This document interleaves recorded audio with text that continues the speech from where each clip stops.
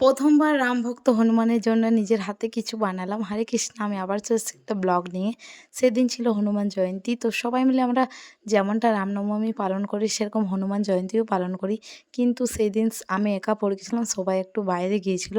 আর কেউ আসেনি, তাই আমি একা হাতে সবটাই করছি।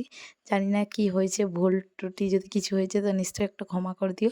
তো আমার লেটও হয়েছিল অনেক। তারপর পুরোহিত মশাইকে ফোন করার পর এলো, পুজো প্রায় কমপ্লিট। আর আমার ইচ্ছে ছিল একটু পায়েস বানাবো, যেহেতু হনুমানজির বার্থডে। আর ভগবান তো আমাদের জন্য অনেক কিছু করে, কিন্তু আমাদের সেরকম কোনো কিছুই করা হয় না। আর ভগবানের জন্য আমি পায়েস বানিয়েছিলাম। আর ভগবানের জন্য আমাদের সবাইকে খাওয়া হলো, আর সবাইকে একটু একটু প্রসাদ দেওয়াও হলো। তো পায়েস বানাতে তো আমি মানে জানি না, কখনো তো বানাইনি।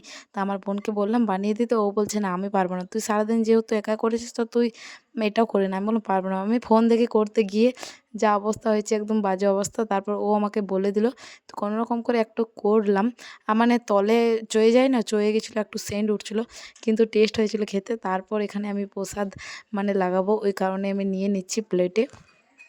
প্লেটে এখন নেওয়া হয়ে গেছে। এখন আমাদের হনুমানজিকে আর ঘরে গোবিন্দ রাধা গোবিন্দকে একটু প্রসাদ লাগিয়ে দেবো।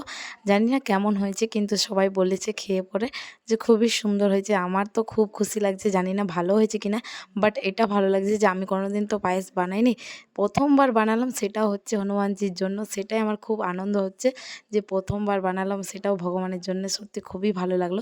যদি তোমাদেরও ব্লগটা ভালো লাগে তো একটা কমেন্ট